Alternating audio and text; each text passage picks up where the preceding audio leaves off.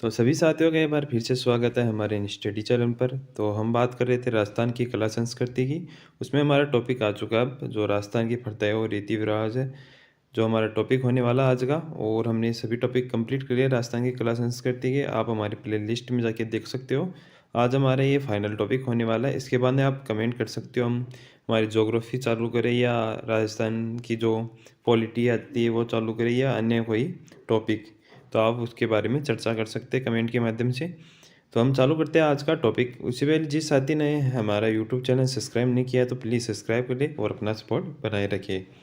तो हम चालू करते हैं। राजस्थान की प्रचलित प्रथा और रीति रिवाजों के बारे में हम जानते हैं। सबसे पहले जो सती प्रथा आती है और इसे माना जाता है, सती प्रथा को ये सबसे जो गलत जो कानून माना जाता है, जो प्रथा मानी जाती है, वो सती प्रथा को ही मानी जाती है। सर्वप्रथम उल्लेख यह जानकारी इसके अर्थवेद में मिलती है हमारी। अथर्ववेद है जो, उसमें हमारी इसकी जानकारी मिलती है।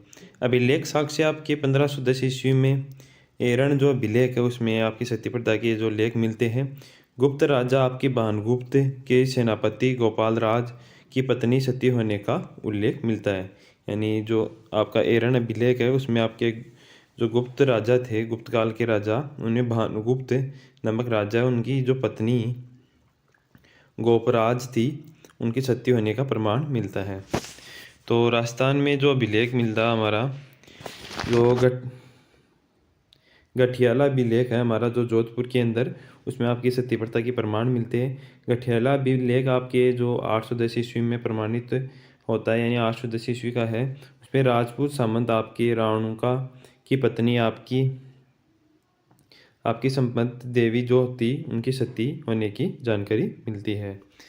फिर अन्य नाम देखें जो जहाँ पर जो सती होने की जो आपके प्रमाण मिलते हैं। सहगमन आपके समरण और अनावरण, इन नाम से आपकी जो सती यानी जो सती प्रथा है उनके नाम है। उप मर्तपति के साथ उनकी पत्नी को स्वर्ग प्राप्ति की इच्छा से जीवित जला दिया जाता था। यानी पत्नी की इच्छा से उनको जीवित जला दिया जाता था, उसे सती प्रथा कहा जाता।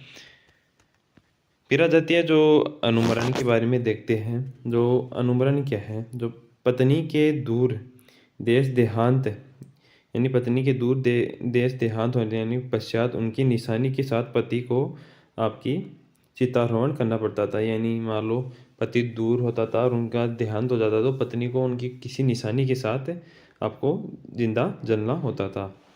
राजा राम मोहन राय के प्रयासों से आपके तत्कालीन गवर्नर बेटिंग ने सती प्रथा को दंडित और घोषित किया। तो ये पूछा जा सकता है, ये आपके लिए इम्पोर्टेंट है। यानी सती प्रथा को जो दंडित और उसे अवैध घोषित करने का काम किसके द्वारा किया गया, तो राजा राम मोहन राय यहाँ पर। और इसमें देख रहे हैं राजा राम मोहन राय।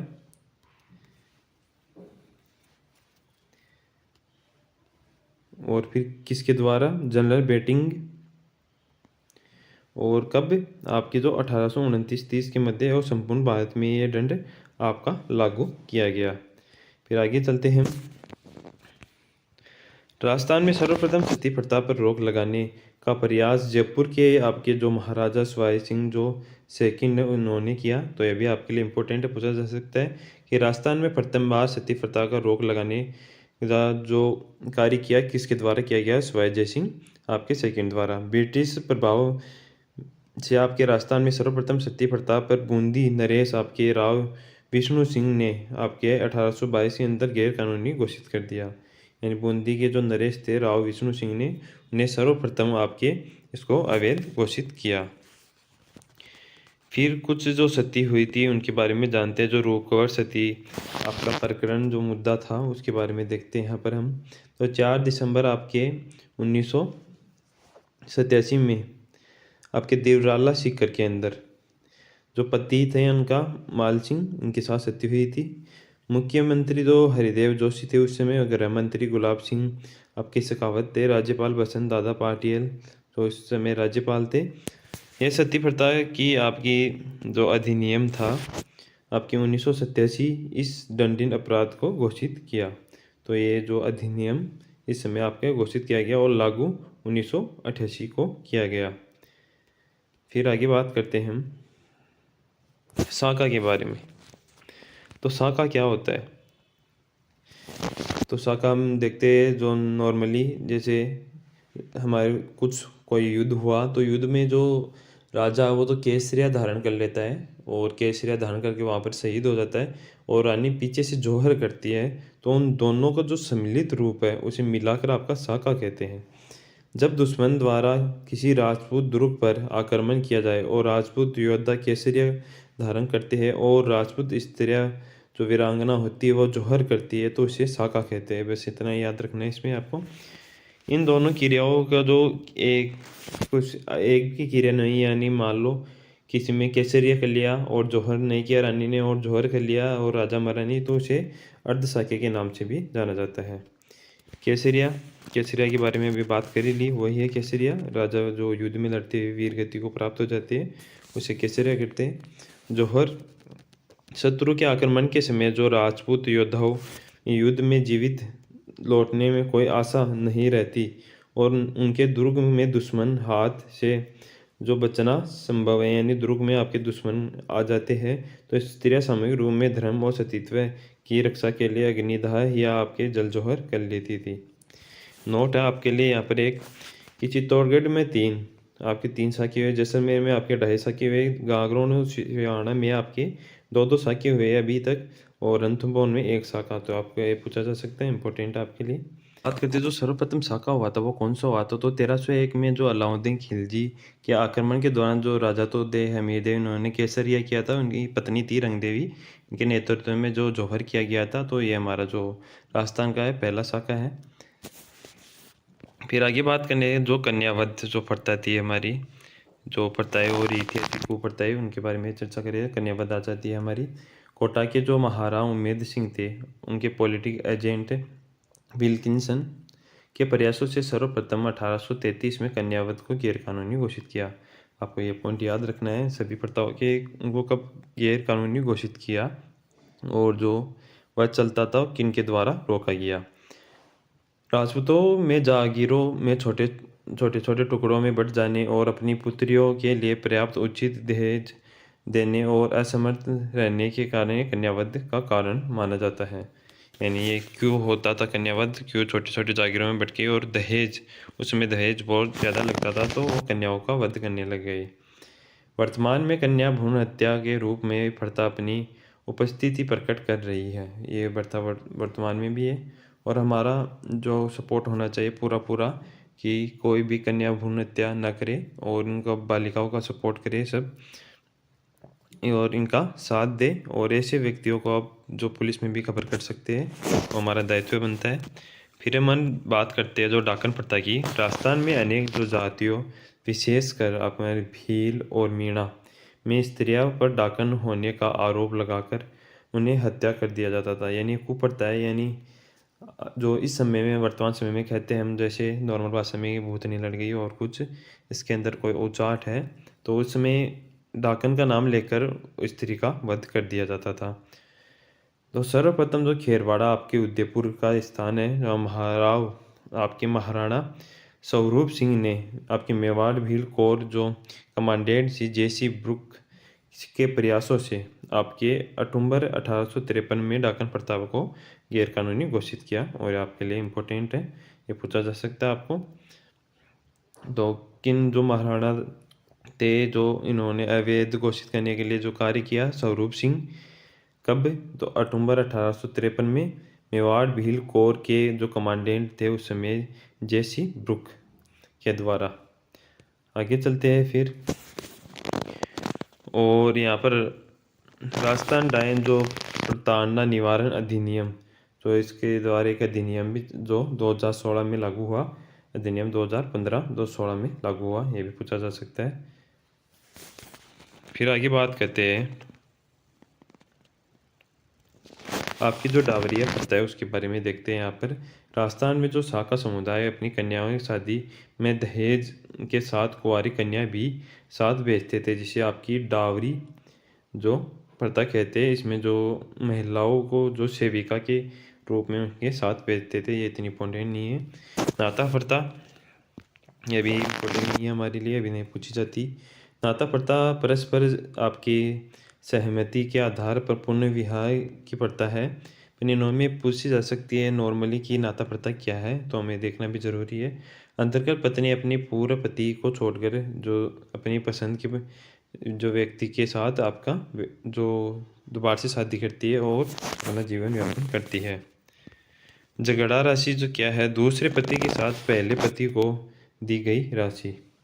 तो झगड़ा या झगड़ा राशि कहते हैं, यानी पहला पति होता है, जो पत्नी दूसरे के पास जाती है तो जो लेके जाता है वो पहले पति को राशि देता है कुछ, उसे कहते हैं चारी प्रथा। खेराड़ा जो टोंक हमारा भीलवाड़ा के टोंक और भीलवाड़ा के अंदर ये प्रचलित है, जो वर पक्ष से वधु पक्ष के द्वारा आपके जो नगद लिया जाता था, यानी वर पक्ष होता था वो वधु पक्ष को कुछ नगद राशि देता था, उसके पश्चात विवाह होता था। आगे बात करते हैं दापा प्रथा। दापा के बारे में बात करते हैं तो वधु मूल्य, जो दापा का मतलब है आपका वधु मूल्य, यानी पुरुष द्वारा कन्या के पिता को चुकाया जाता था। यानी जब शादी होती थी तो पुरुष का पिता, जो जिसकी शादी हो रही है उसका पिता कन्या के पिता को कुछ पैसे देता था या और कोई सामग्री। यह ग्रासीय जाति में अधिक प्रचलित है। पूछा जा सकता है कि दापा प्रथा की जाति में प्रचलित हो, ग्रासीय जाति के अंदर। समाधि प्रथा, इस प्रथा में कोई पुरुष या साधु महात्मा मृत्यु का वर्ण करने के उद्देश्य से जल में डूबकर या मिट्टी में खड्डा खोदकर जो आपके दबकर मृत्यु प्राप्त करता था उसे समाधि कहते थे। पहले यह बहुत प्रचलित थी जो समाधि वाला, यानी जो कोई वीर पुरुष या अन्य कोई पुरुष मान लो जो पानी या रेत के अंदर अपने जो जीवन से मृत्यु से पहले यानी सजीवी जो समाधि ले लेता था, आपको यानी आपको मिट्टी के अंदर गड़ा लेता था। तो इसके बारे में और बात करें तो आपकी सर्वप्रथम आपके जो जयपुर के आपके एजेंट लूडो के प्रयासों से, कौन एजेंट हमारा लूडो है, पॉलिटिकल एजेंट लूडो के प्रयासों से सन 1844 में जयपुर राज्य में समाधि प्रथा पर गैर कानूनी घोषित किया गया, यानी समाधि को रोका गया। फिर बाल विवाह है जो सबसे बेकार कुप्रथा है हमारी, और इसको रोकने के लिए जो राजस्थान सरकार द्वारा बहुत योजनाएं भी चलाई जा रही है। अवयस्क होते हैं हमारे स्थिति में विवाह करना, यानी वयस्क नहीं हो 18 जो क्राइटेरिया बढ़ा दिया गया है। अब तो पहले थे 18 से 21, अब 21 से शायद 24 कर दी गई है। जो सर्वाधिक विवाह है राजस्थान में होते हैं आपके आका तीज को, जो सर्वाधिक ये पूछा जा चुका है क्वेश्चन और फिर से पूछा जा सकता है कि सर्वाधिक बाल विवाह है किस अवसर पर होते हैं हमारे, तो आका तीज जो वैशाख शुक्ल तृतीया को आती है, इसे अबुझ सावा के नाम से भी जाना जाता है आपका। फिर आगे बात करते हैं तो 1885 में आपके जोधपुर रियासत ने बाल विवाह पर रोक लगाई। सबसे पहले जो जोधपुर रियासत ने 1885 में रोक लगाई। अजमेर के विख्यात आपके समाज सेवी और इतिहासकार हरविलास शारदा के प्रयासों से सन 1929 में बाल विवाह निरोधक अधिनियम जो लाया गया और उसे शारदा एक्ट के नाम से जाना जाता है। तो ये पूछा जा सकता है दो बाल विवाह को रोकने के लिए जो अधिनियम लाया गया 1929 के अंदर, तो उसे किस नाम से जानता है, तो शारदा एक्ट के नाम से जाना जाता है और हरविलास शारदा के प्रयासों से लाया गया। फिर आगे चलते हैं। इसके अंतर्गत जो विवाह के समय लड़के और लड़कियों की कम से कम आयु जो 18 से 14 थी पहली, जो लड़का की 18 लड़की की 14, ये एक्ट आपकी 1 अप्रैल 1930 को समस्त देश भर में लागू हुआ। अब ये आयु बढ़ाकर जो कर दी गई है 21 और जो लड़की की 18 या 20। फिर आगे बात करते हैं बाल विवाह है जो आपकी प्रतिच्छेद अधिनियम है 2006, उसे आपके 2007 में लागू किया गया। इसके अंतर्गत लड़के और लड़की की आयु 21 से जो 18 होनी चाहिए, ये कर दिया गया। जो लड़के की आयु तो 21 और लड़की की आयु 18। फिर हमारे कुछ रीति रिवाज आ जाते हैं यहाँ पर, जो पढ़ता है हमारी कंप्लीट रीति रिवाजों के बारे में यहाँ पर चर्चा करें तो मनुष्य का जो काल है जो 100 वर्ष का माना गया है, उसमें 4 भागों में बांटा गया है। तो ये पूछा नहीं जाता, जो आगे पूछा जाएगा पर इनका स्टेप पूछी जा सकती है 4 भागों में, क्योंकि आगे काम आएंगे। जो सबसे पहले ब्रह्माश्रम आपका, फिर गृहआश्रम, फिर वानप्रस्थ आश्रम, फिर संन्यास। तो ये मनुष्य के जीवन के 4 जो स्टेप बताए गए जीवन के। यहाँ पर उल्लेख किसमें उल्लेख है ये आपका छांदोग्य जो उपनिषद है एक आपका, यानी कोई ग्रंथ है, उसमें इन स्टेपों का उल्लेख है। हमें पूछा जाता है इनके जो संस्कार है आगे। संपूर्ण जो 4 आश्रम का उल्लेख होता है जाबालोपनिषद कहते हैं उसे। जो जाबालोपनिषद है हमारा सर्वश्रेष्ठ आश्रम है हमारा, जो गृहस्थ आश्रम को माना जाता है। यहाँ से क्वेश्चन आते हैं हमारे जो संस्कार से, यानी कौन सा संस्कार कब होता है, किस समय होता है। जैसे हमें पूछा जा सकता है कि जन्म से संबंधित संस्कार कौन सा है, मृत्यु से कौन सा है, विवाह से कौन सा है, या अन्य किसी और प्रकार से। तो सबसे पहले बात करते हैं तो गर्भाधान। जो गर्भ धारण करने के समय, यानी ये जन्म के समय का है हमारा।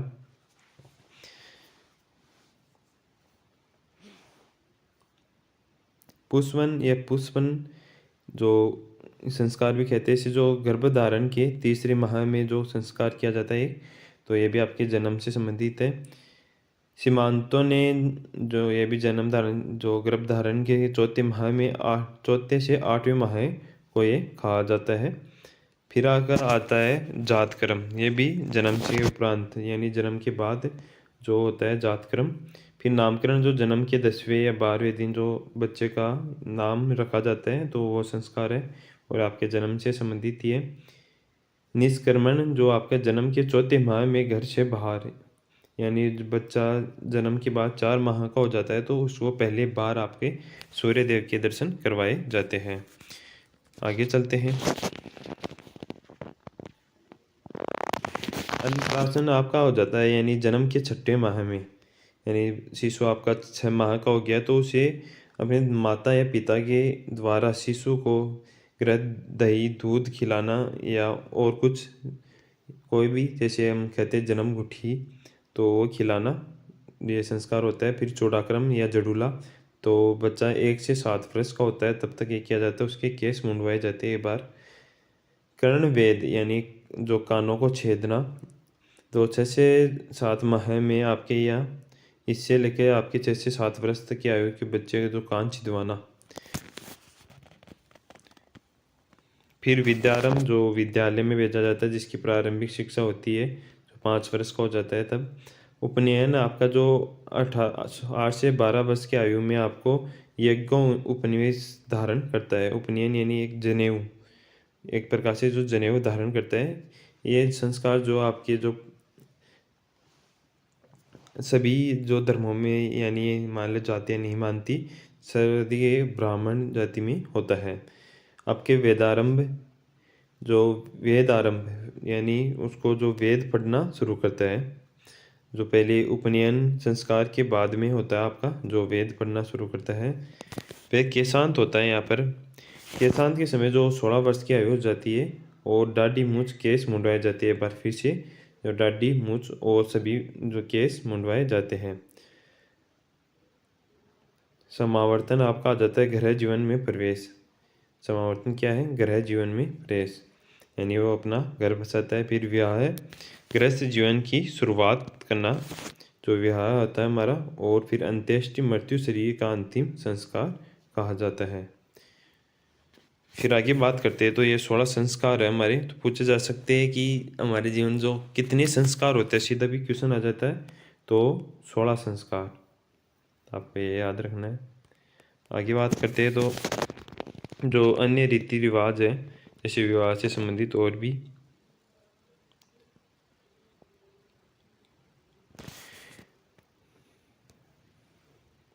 यहाँ पर आ जाता है आपके सुआवड़, एक जो खाद्य सामग्री है यहाँ पर, यानी नव प्रस्तुता जो आपकी स्त्री होती है यानी गर्भधारण करने वाली होती है, उसके लिए जो खाद्य सामग्री बनाई जाती है उसे कहते हैं। फिर हम बात करते हैं यहाँ पर जो विवाह से संबंधित जो रीति रिवाज है उनके बारे में बात करते हैं हम।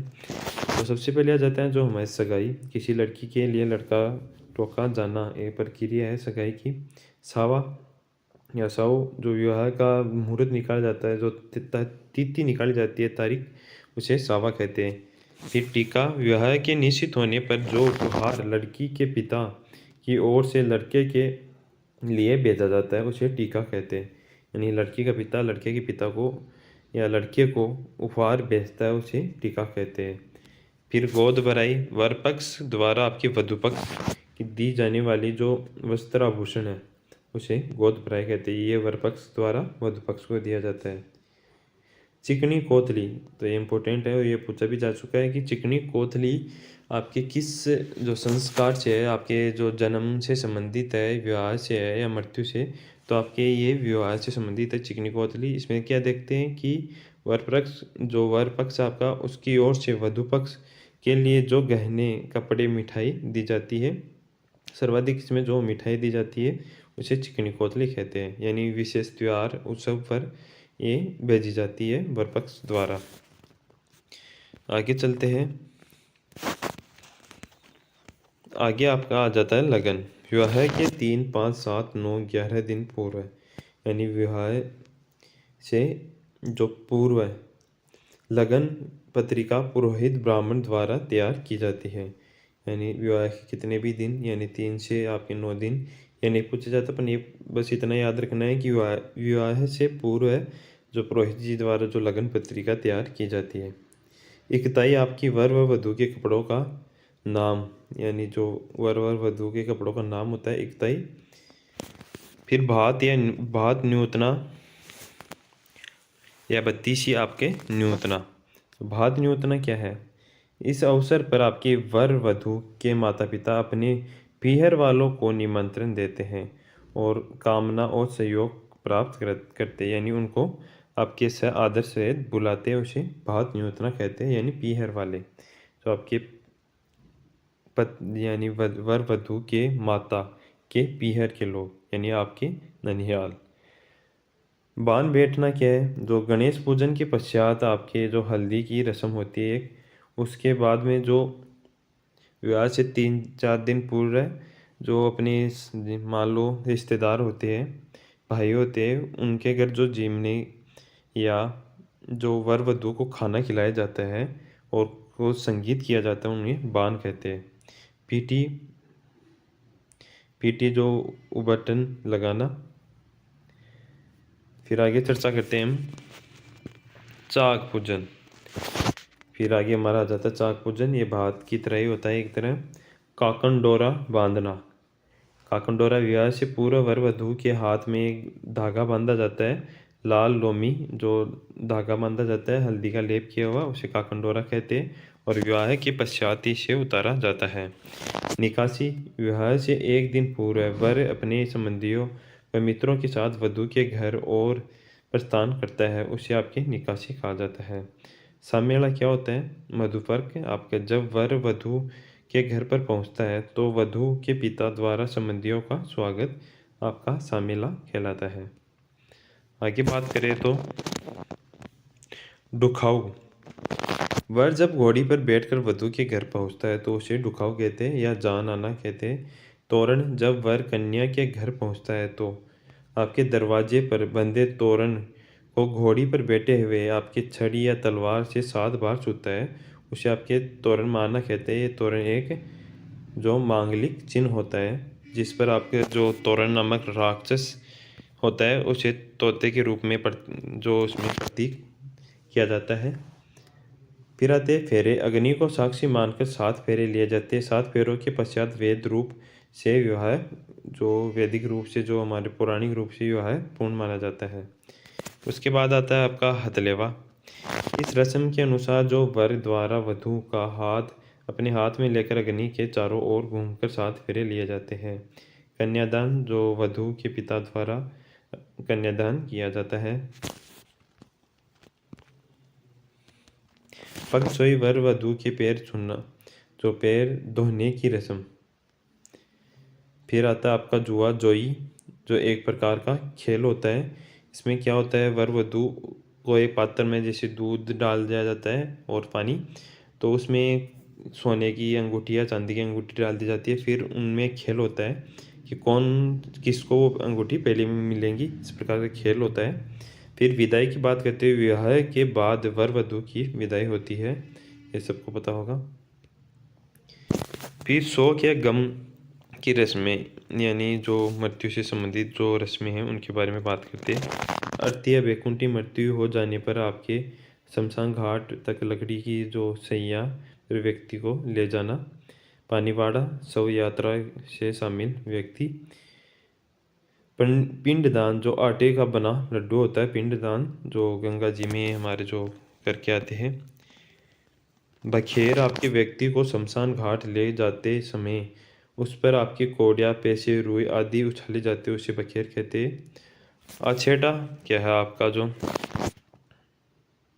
घर और शमशान घाट की यात्रा के बीच की दिशा परिवर्तन करना, यानी घर से शमशान घाट ले जाया जाता है तो अर्थी की दिशा चेंज की जाती है। जो अर्थी को 4 कंधे देते हैं वो अपनी दिशा चेंज करते हैं, जो पीछे 2 रहते हैं वो आगे चले जाते हैं, आगे 2 रहते हैं वो पीछे आ जाते हैं।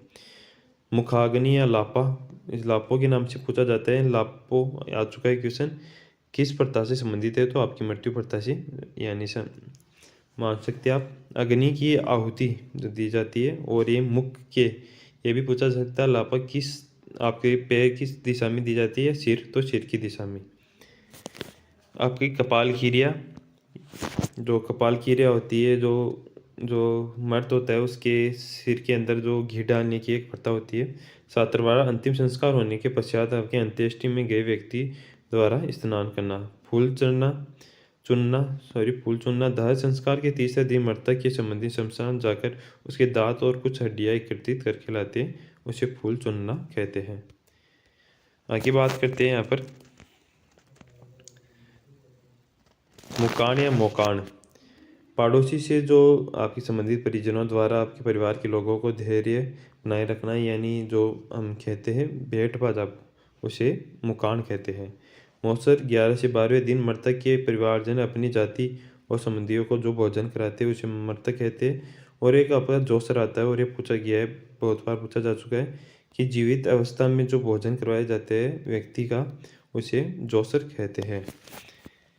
श्राद्ध, आपकी आश्विन माह में जिस तिथि पर व्यक्ति की मृत्यु होती है तो आश्विन माह में उसके लिए भोजन बनाए जाते हैं, और कोए या आपके काले कुत्ते, गाय को ये भोजन करवाए जाते हैं, तो उसे श्राद्ध कहते हैं। तो हमारे ये रीति रिवाज कंप्लीट हो चुके हैं। आज के लिए इतना ही। हमारी वीडियो अच्छा लगे तो प्लीज़ वीडियो को लाइक करना और चैनल को सब्सक्राइब करें, और हम कल किस नेक्स्ट टॉपिक पर बात करें वो कमेंट के माध्यम से हमें बताइए। धन्यवाद।